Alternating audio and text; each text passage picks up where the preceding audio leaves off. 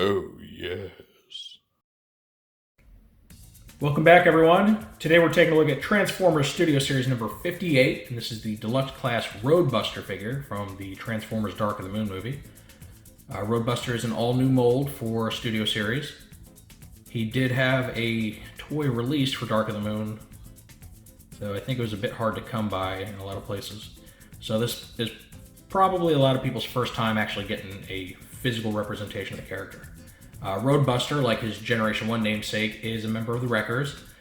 In the movies, we only ever see 3 of them.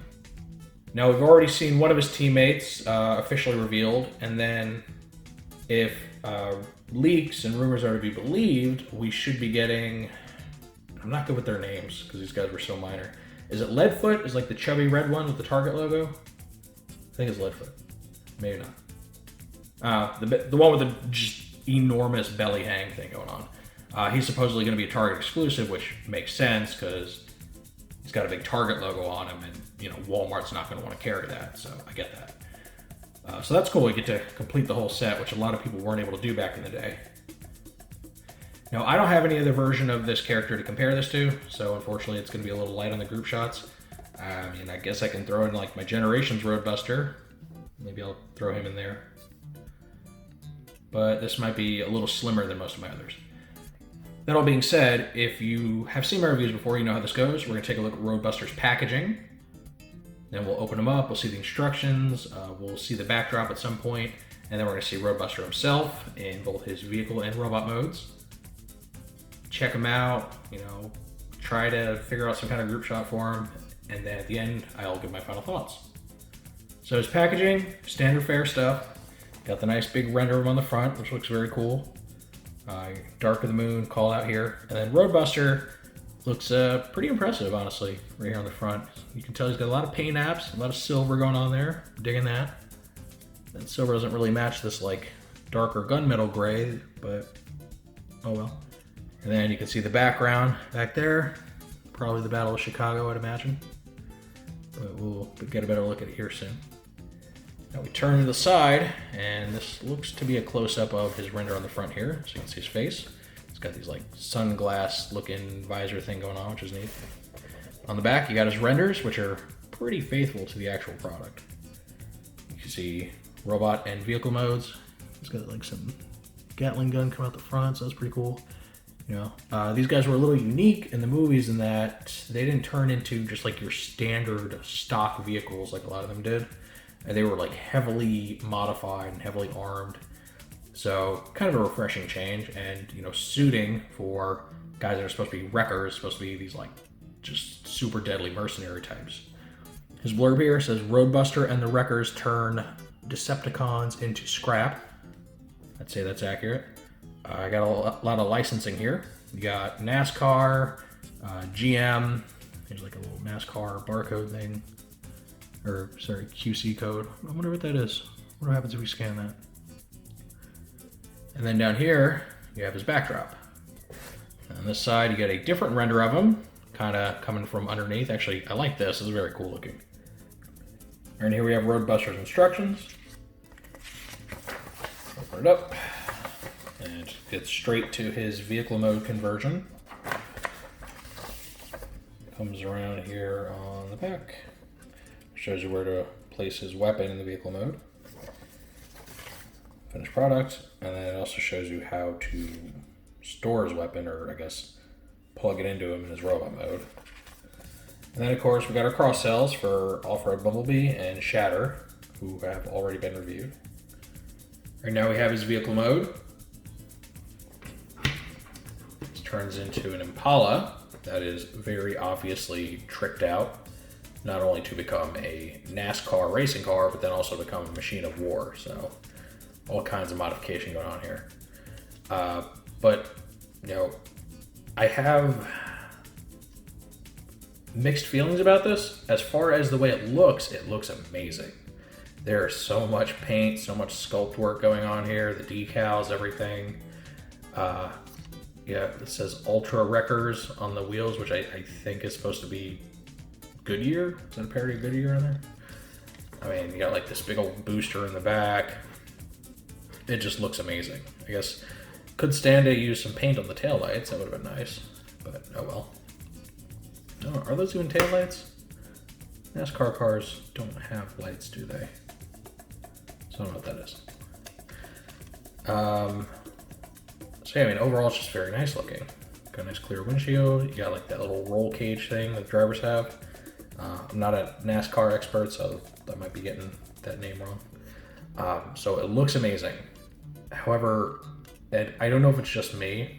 I don't know if I've managed to mistransform this thing despite poring over the instructions, but it feels like it's barely holding together. Like this hood section just kind of moves freely. It doesn't really lock in place at all. And then you got these doors that just kind of move around like this.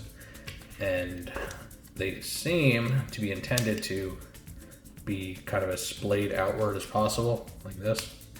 However, when I do it on this side, it actually rubs against this wheel, preventing it from spinning freely. Without that issue, it spins just fine. And then you pull this out and, oh, did I fix my own problem? Oh, no, wait. Hood fell down. Yeah, now it's stuck again. So it seems that this thing has some kind of natural clearance issues and doesn't lock in place very well. So naturally, the back wheels don't really want to roll. I do like the touch of having like the little machine gun sticking out of the front, which is very cool. Makes this look like some sort of like Mad Max type vehicle. So yeah, I mean, it's a great looking piece. I just feel like maybe there's some design flaws that create some inescapable clearance issues. All right, let's go ahead and transform Roadbuster now. First thing you want to do, if it's in there, you want to get his weapon out. Just like slide it forward and then pull out like that. Now we're going to take these little missile launcher looking things here, detach them, and you want them to just kind of go out like this. The piece that they're attached to is going to swing outward and up, just kind of out of the way, like so. And I'm going to pull his hood or feet down and away. You're going to lift this up off of the shoulder pieces, so you gotta untab it. And you're trying to get this whole vehicle shell to lift up and out. So you're kind of getting it like this. All right, so you wanna kind of collapse the vehicle shell on itself, like so, and fold the doors inward. Then you're gonna push this piece down, like that. All right, now you want all this to plug into his back. So you see there's a tab here. There's a slot right here at the base with a little booster. So his backpack actually sits pretty low on his back and unfortunately does not stay in very tightly. It likes to pop out, which is annoying. All right, I separate his feet like so. And take these pieces, lift them up and out of the way. Flip his feet down. They'll untab from his shins there. And these wheels, you're gonna flip upward. Have them go along with the sides of his calves there. So you should have kind of the vehicle front bumper forming like his heels. All right, then we just need to kind of straighten him out a bit. So I'm gonna flip his fists out. Like so. Luckily they come out pretty easily. They also lock in pretty well, so not an issue there. Now for his weapon, you can have him hold it like a normal weapon, or like the instructions recommend, you can plug it into either side behind his back there. The official side is here on his left. Alrighty. Gotta do a little more fine tuning of his kibble. So these actually you wanna keep them out. These silver parts, you're gonna fold them back down against his shoulders to where his little missile pod thing should point out to the sides like this. And now, make sure his backpack stays plugged in if you can. Mine doesn't want to, really doesn't want to, but it holds together well enough. All right, now, this is the finished robot mode. And I gotta say, it looks great. He does have the huge backpack, which has become just a staple of Studio Series toys, you know, when they try to do the impossible and turn a car into a very clean robot, all that kibble has to go somewhere. So, you know, I forgive it. It sits very low, oddly enough, which does hinder his posability a bit. From the front, he looks great, though. He has excellent proportions, tons of detail. I mean, they really nailed his appearance. He's got the fake car hood chest, which is another unfortunate staple of Studio Series, because you know they're kind of going the masterpiece route where they're trading authentic transformations for more pleasing aesthetics, at least from the front, right? So, you know, having a fake car hood on his chest makes his chest have better looking proportions. You know, it won't be overly wide and silly looking, but then the trade-off is you get, you know, all this stuff. So it's not my favorite solution, and the Masterpiece line is taken to some ridiculous lengths, especially that Bumblebee they did, where like half the car was on the back of his feet and just looked insanely stupid. So, kind of like the vehicle mode, I have very mixed feelings on this guy. He looks great from most angles. He's a beautiful looking character, but he does have the massive kibble problem. He does have a very cheated transformation, which is honestly getting kind of old now. You know, I don't know if I should just accept it as the norm of like, okay, well, this is just what we get with Studio Series and you're just gonna like it, or if I should criticize it more heavily. I'll say for what it tries to do, you know, based on their current design philosophy, he works very well and is definitely the best looking representation of the character we've ever had in plastic. So I can't hate on him too much. I do like that you have the option of, you know, having him wield a little shoulder minigun or having it in his hand. It's pretty neat. Here we got Roadbuster's backdrop, and this is the familiar Battle for Chicago scene, which makes sense because that's where the Wreckers really had their moment to shine in the Dark of the Moon movie. So we go ahead and place him right there, and he looks very much at home in that little war zone that's going on there. I mean, this was where they really got to show you what they were made of, and they just started slaughtering Decepticons left and right. So thematically, it just really works for him. He is this kind of road warrior type character, and he's in this kind of dystopian hellscape kind of scene, so I'm digging it. I think it works well for him.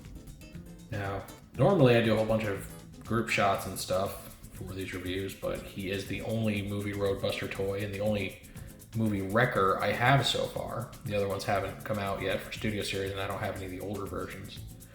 So, what can I do? Here you go. Roadbuster and Roadbuster. That's about the best I can do.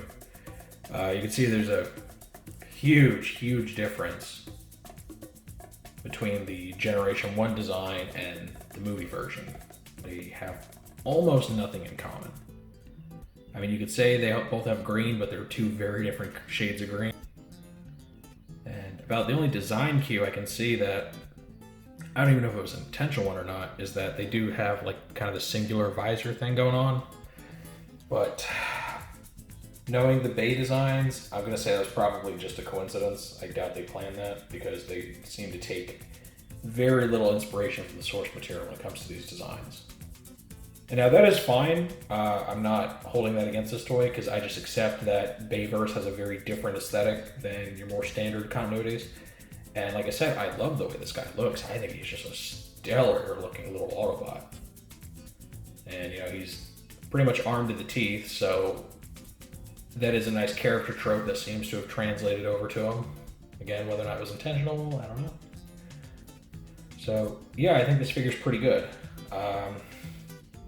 I still take major issue with the vehicle mode and how it all comes together or really doesn't come together. A lot of it is just held in place by friction and gravity, which shouldn't really be the case in a modern toy. They're usually pretty good about making sure everything locks in place. So that was unfortunate. Maybe a couple more tabs here and there could have fixed it. So, and I'm just so torn on this guy because mechanically he's not very sound. Aesthetically, he's beautiful. and one of the coolest looking toys they put out. So I don't know. I would say I recommend him if you just want a nice representation of the character. I don't recommend him so much as a Transformers toy because he's very flimsy and just, yeah, you know. So yeah, I guess I just give him kind of a more lukewarm assessment. He's cool if you got the $20 and you want to spend it. If you want to collect the records, go for it. But he's not gonna blow you away with his transformation or with his structural integrity. And yeah, I think that's about all I have to say. So I don't know. What do you all think? Do you think I'm way off base with this guy, or do you agree with how I feel about him? I'd love to hear your feedback in the comments section. If you enjoyed this little review, make sure to toss it a like. Let YouTube know that you want to see more stuff like this. If you do want to see more like this, make sure to subscribe and hit the notification bell so you always get a heads up when I post something new. I thank you for joining me for my first ever look at the movie Roadbuster character. And with all that said, I will see you next time.